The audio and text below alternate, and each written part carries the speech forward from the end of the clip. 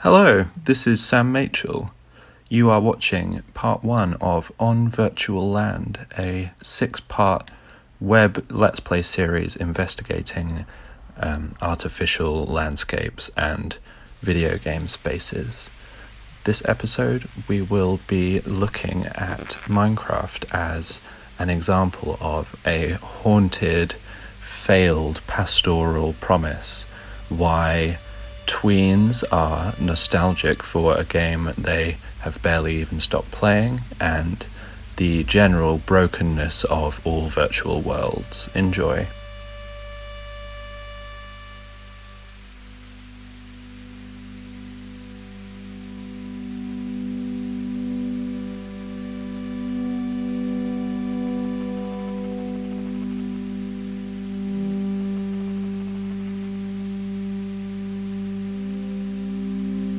It feels significant to be starting on a peninsula like this. So there was a YouTube video about a year ago titled "Your Family is Asleep and You're Playing Minecraft on a Cool 2012 Summer Night." At the time, this video was part of a growing trend of nostalgic soundscape meme videos.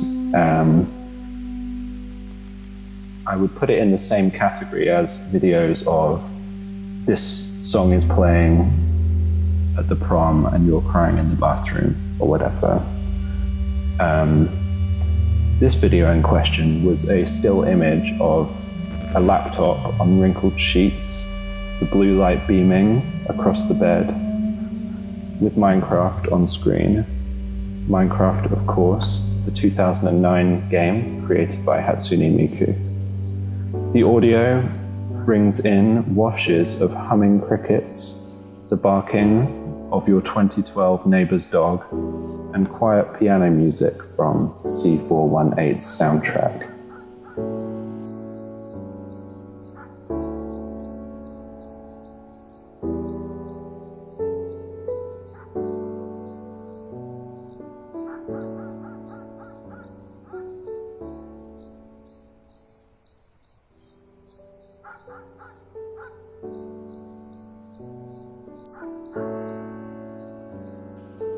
In the comments of this video, people were discussing their memories of playing the game in varying degrees of detail, and were all seeming to be expressing some kind of longing to be back in a state of youthful bliss.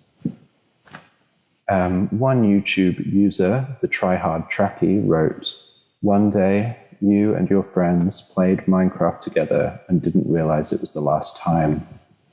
Another user, I Like Milk, adds, "Scrolling through these comments are making me cry, knowing that we all can't ever go back, only having the memories, but sometimes that's a good thing." It seems actually seem to be stranded on an island, so I better make a boat.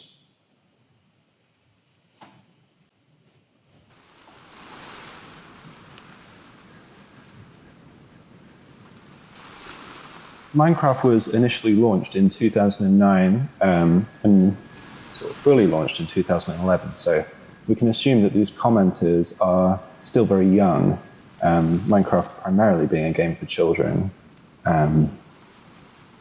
Certainly these commenters are too young to be having midlife crises, so why so many bittersweet confessions? Oh my god. This is great. So across this video, I'm going to sort of look at Minecraft as an example of what I'm going to term the Eerie Pastoral. A little bit to explain its seeming near cosmic ability to conjure existential dread in tweens. I'll say tweens. Seems like we've got two ships interlocking, one with jungle wood, which is interesting. I'll connect the game to the literary tradition of the Pastoral, and connect that tradition to rurally set video games as a form of diegetic nostalgia. I'll then examine the game space and its fictional world as post-apocalyptic, and use Mark Fisher's framework of the Eerie to connect the pastoral innocence and nostalgia of the game's world with ontological ideas of lost futures. Finally, I will briefly look at the function of the glitch within Minecraft as something that reveals the framework beneath, breaking apart the game world into something more eerie altogether, an eeriness that pervades and haunts all virtual worlds.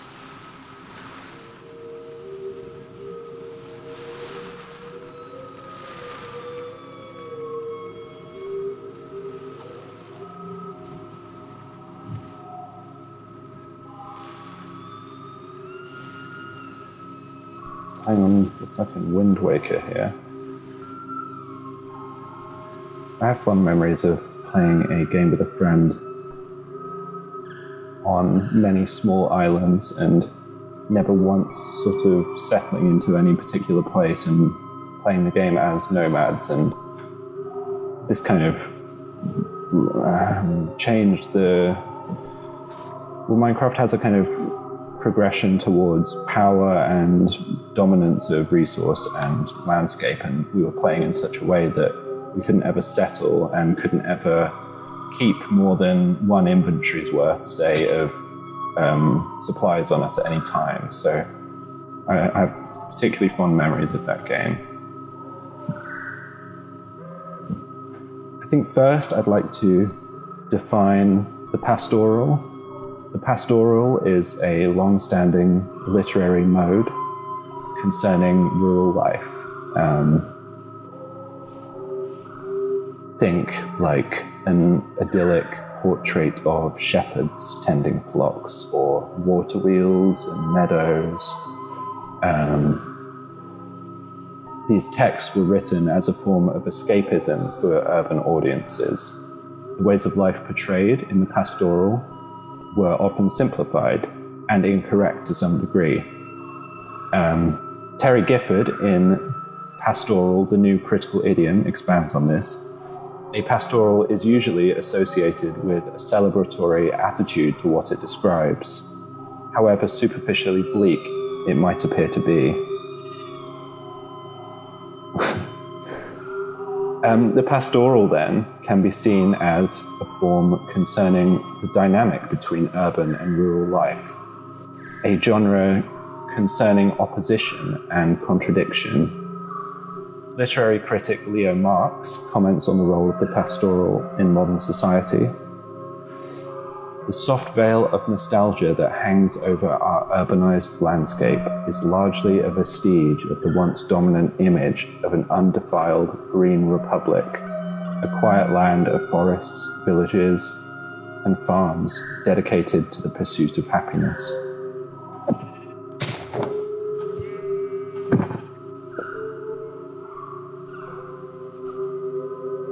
I don't want to settle here yet.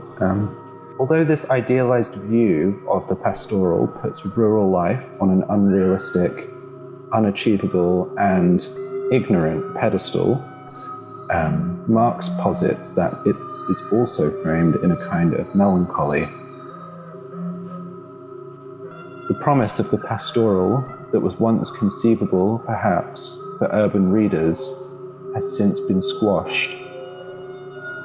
We no longer live in a world where the urban is inescapable, where the simple life of a shepherd could be imagined with any degree of plausibility due to the omnipresence of urbanism in our lives, the scourge of scale, the creep of capital. And so this presentation of this type of lifestyle is now drenched in a cloud of longing and sadness. I'm going to get some stone so I can make a furnace.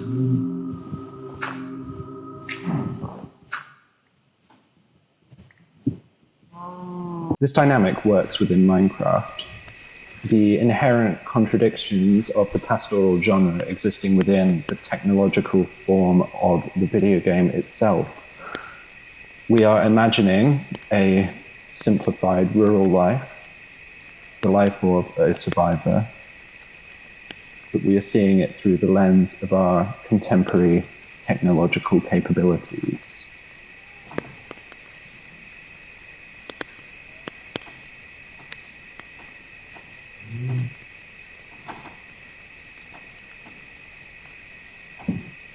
The rural and the urban exist in opposition, an opposition that is crucial to the qualities of each. They need each other. Presenting the pastoral through the technological form of the video game brings the melancholy to an emotional zenith, distancing us even further from the bucolic dream and separating us by way of a screen and buttons. Writing for The Guardian, Holly Nielsen suggests that instead of being incompatible, video games and bucolic imagery are a perfect match. While earlier pastoral forms had to just ignore the realities of country life, the excruciatingly early mornings, the hard labor, the responsibilities of being tied to a particular piece of land or herd, pastoral games can turn those elements into a quiet joy. I find this to be an interesting idea. Certainly there is a joy to be found in the quiet or mundane moments of video games. In Animal Crossing or Harvest Moon, Skinner box style, players receive dopamine hits for accomplishing tasks, whether that be virtual monetary reward for selling a successfully grown turnip or whatever, or just the internal satisfaction of a self-set goal being achieved. Chores can become fun and rewarding in the virtual world, free of physical labor. But this is in itself a radically romanticized view of rural life. Video games are not ignoring the realities of country life, as she suggests, but are using the medium to idealize them in their own way. Think of mobile and social game developer Zynga's once absurdly popular game Farmville that swaps physical labor and routine for social media-enabled addiction.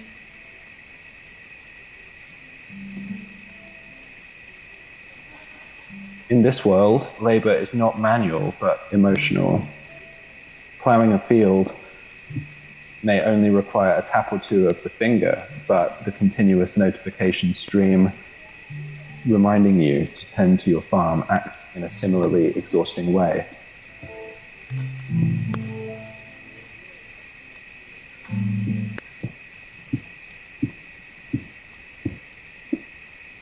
Kevin Baker sums it up well, writing for Killscreen, where he says, "The player is rewarded at almost every opportunity.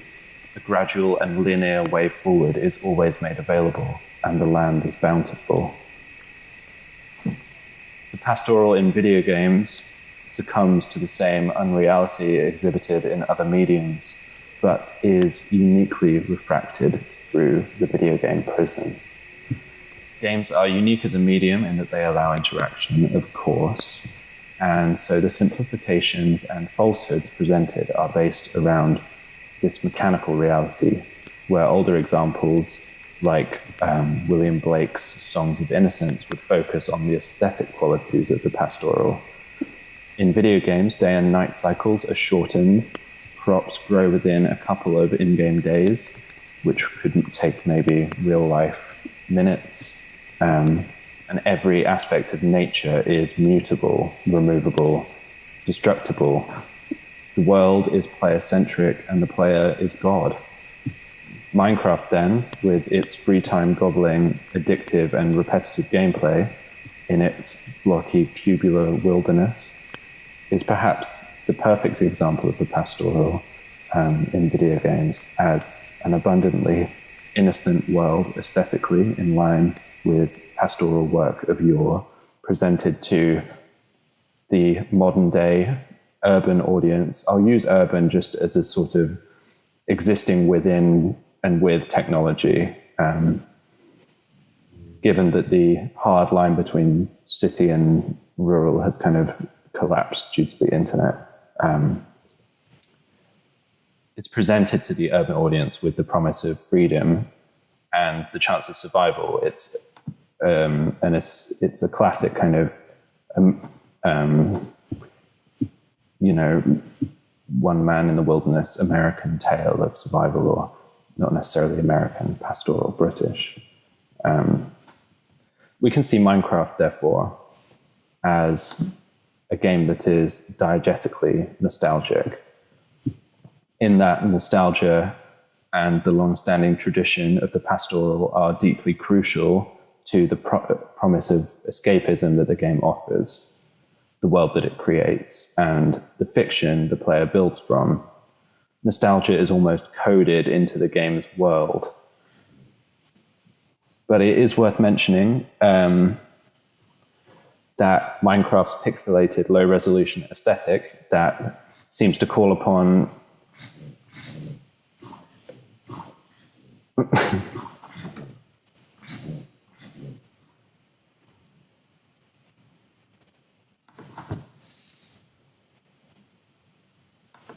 oh God.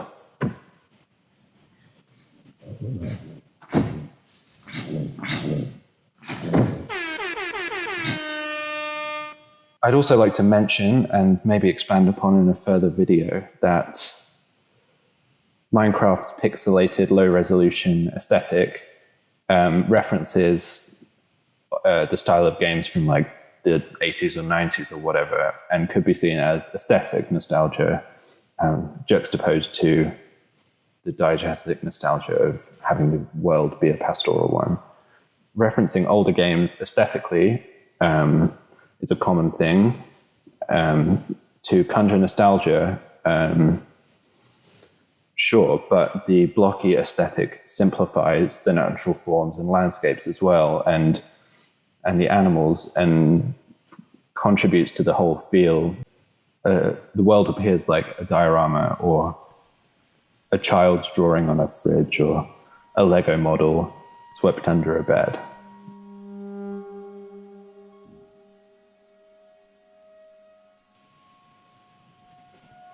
If you take a closer look at the world of Minecraft, however, things are not perhaps what they seem. During the day, under the square sun, everything is at peace, but when night arrives, so do monsters. The most common enemies that the player will encounter are zombies, spiders, and skeletons. Spiders seem to make sense in this world, my world being very islandy. In that they're natural, real creatures, but zombies and skeletons seem to clash with the world that we're presented with initially.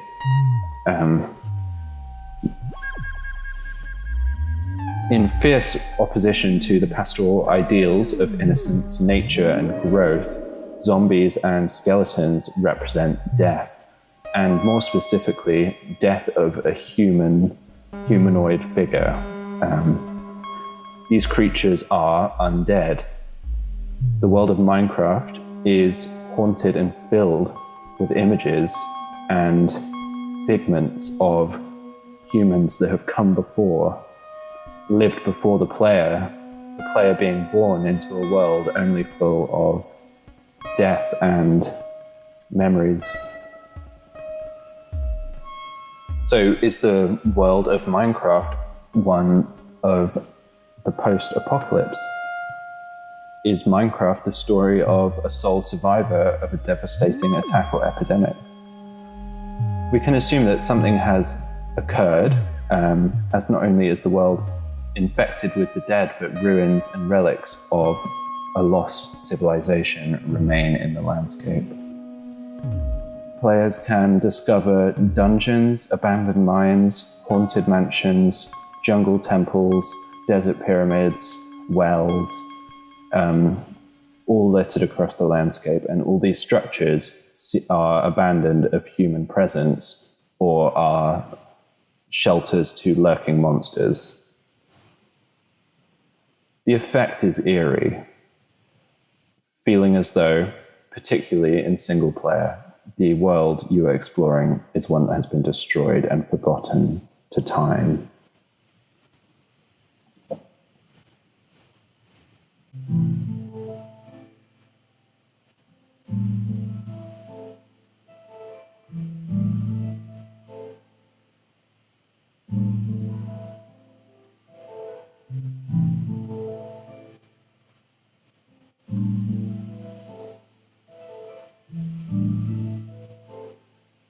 In his book, The Weird and the Eerie, Mark Fisher builds a framework with which we can understand how eeriness manifests within forms of entertainment. The core principle that he outlines is the eerie is constituted by either a failure of absence or by a failure of presence. Or simply put, in two questions, why is this thing here that shouldn't be? Or why is this thing not here that should be? We can see this in Minecraft with the presence of abandoned structures, in the otherwise untouched landscape, or in the absence of human life within these structures. Why is this abandoned mine here? Where are all of the workers? Where are their homes? What happened here? What went wrong? In a recent playthrough, unfortunately not this one I'm recording, I discovered an abandoned mine that punctured and veined its way through terracotta hills and mesas. The railways and tunnels that rupture the landscape with seemingly little logic are bound strictly to grid systems, which, surprisingly, in a cubic world, contrasts with the more organic and spontaneous seeming generation of natural forms. It felt as though this portion of the world had already been claimed, altered, ransacked, and abandoned. I had arrived too late for the pastoral dream. Someone else had already lived this life and left me with nothing. Oh my God, in which I rapidly build the dirt house.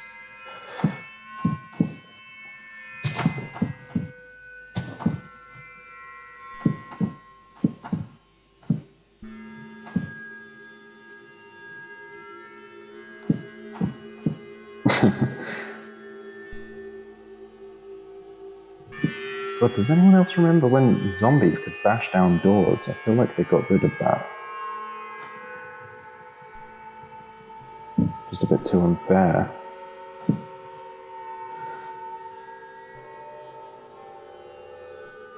In the video, The Minecraft Industrial Revolution, Electron Dance muses on this virtual destruction of nature. He says, "The Minecraft player does not respect the landscape, but exploits it. Although Minecraft is pitched as a survival game, its true secret nature is the simulation of human industry."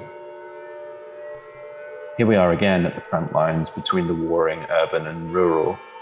The human touch of industry, whether it happened before the player existed or as a consequence of the player's actions, permanently impacts the game's world. Analogous, Electron Dance posits, to the Industrial Revolution. Minecraft's view of the pastoral, then, is textually clouded in melancholy, just as Marx suggested. This is a world that has been exploited before, and the pastoral we are now presented with is hostile and post-human. But back to Fisher and the Eerie. He explains that the Eerie is fundamentally tied up with... Oh. Fuck.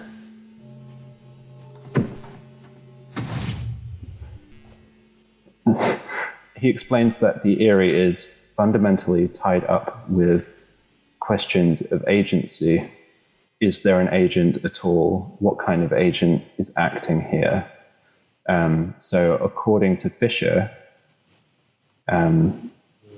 this is all about the issue of control and of power. Although we, the player, ultimately have total control over this mutable landscape, we are denied power and agency. The failure of presence and absence in the Minecraft world serves to remind the player of their insignificance in the context of a world that is infinite. The world is not ours, and no matter what we do in our slice of time with it, there are things far more ancient that were here long before, or things that will exist long after we are gone. Regardless of the player, the world will continue to exist. The true unknowable agent governing the world of Minecraft is not nature, nor the ghosts of civilizations crumbled long ago, nor the skulking beasts that rule at night, but the great enemy of our times, the algorithm.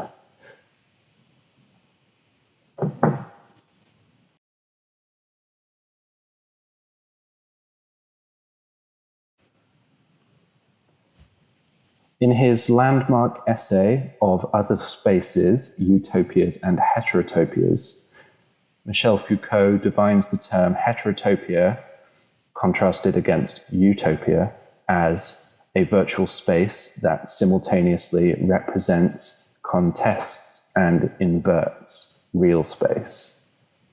Photographer, writer, and game designer Gareth Damian Martin has long used this framework to analyze video game spaces, explaining this decision in the introduction to the first issue of his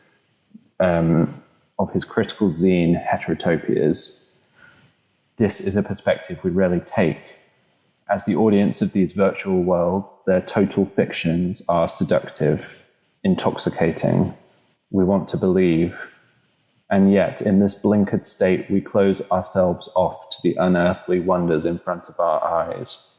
Virtual worlds are strange mirrors. It is surely tempting to analyze video games through literary means, as I have been doing. But Damian Martin argues that the material of these virtual worlds, their architecture, is just as telling. The world in Minecraft is procedurally generated, meaning that an algorithm creates a unique and infinite world for each player. Often this works as intended, producing complex and varied landscapes, formations, continents, oceans, but just as often the algorithm fails, like this strange floating mountain sort of situation. The player may outrun the algorithm, for example, and glimpse an area of the world that has not yet been rendered or generated. Oh.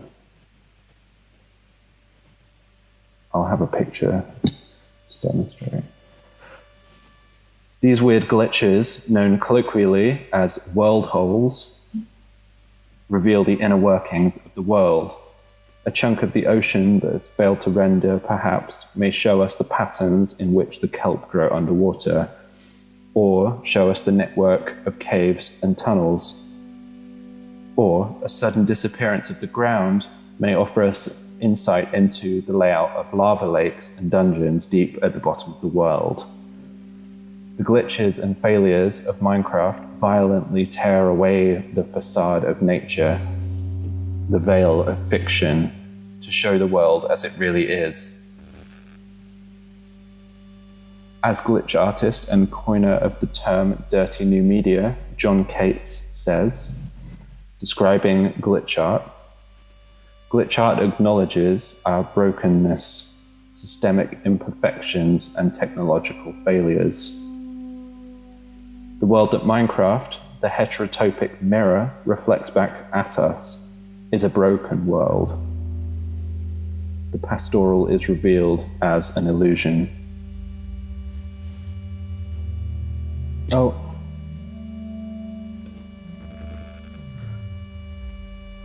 Okay.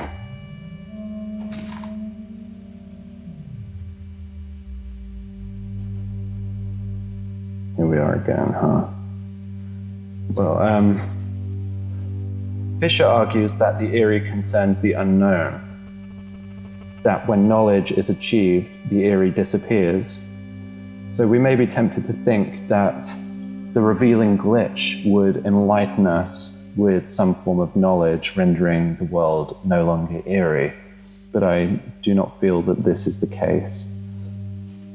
It's true that these moments bring awareness to the algorithm as the true agent at work, but the algorithm is such an unknowable entity that our awareness of it is perhaps even more horrific.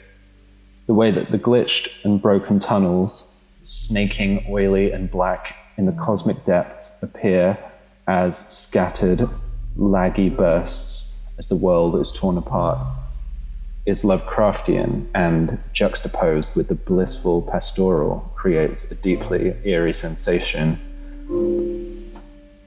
We may know what the agent is here, but we do not understand how it works, and its presence remains elusive and dominating.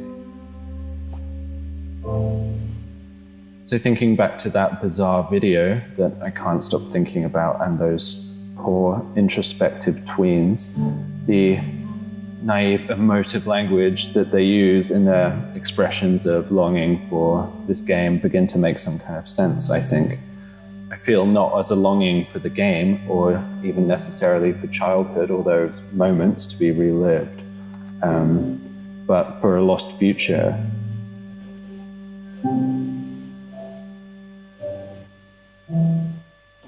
The battle between the rural and the urban in Minecraft gives us these two binary ideals. The ideal of the pastoral dream, or the technological framework that enables our escape. So in our playing, we are playing in the space between these two opposites. We're playing in the past and in the future at once, between the world governed by the laws of nature and the world governed by the algorithm.